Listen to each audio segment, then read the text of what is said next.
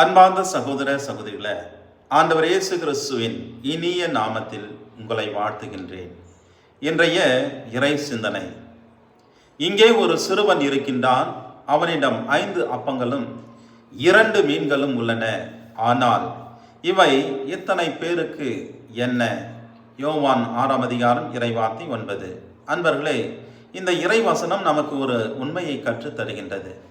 அந்த சிறுவனிடம் இருந்தது மிகவும் சிறியது. ஆனால் அவன் அதை இயேசுவிடம் கொடுத்தான். நாம் பல சமயங்களில் என்னிடம் என்ன இருக்கின்றது, நான் என்ன செய்ய முடியும் என்று நினைக்கின்றோம். நம்முடைய திறமைகள், வளங்கள், நேரம் இவை எல்லாம் மிக சிறியதாக தோன்றினாலும், ஆனால் கடவுளிடம் கரங்களில் சிறியது கூட பெரிய ஆசீர்வாதமாக மாறும். அந்த 5 அப்பங்களும் 2 மீன்களும் இயேசுவின் ஆசீர்வாதத்தால் ஆயிரக்கணக்கானவருடைய பசியை தீர்த்தது. என்று கடவுள் உங்களிடம் கேட்கின்றார், உன்னிடம் என்ன இருக்கின்றது என்று. அது சிறிய திறமையாக இருக்கலாம், அல்லது குறைந்த நேரமாக இருக்கலாம், அல்லது சிறிய அன்பு செயலாக இருக்கலாம். அதை இயேசுவிடம் ஒப்படைங்கள். அவர் அதை பெருகி பலருக்கு ஆசீர்வாதமாக மாற்றுவார்.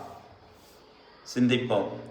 நான் என்னுடைய சிறியதை கடவுளிடம் கொடுக்க தயாராக இருக்கின்றேனா? நான் என்னிடம் இல்லாததை நினைத்து கவலைப்படுகின்றேனா?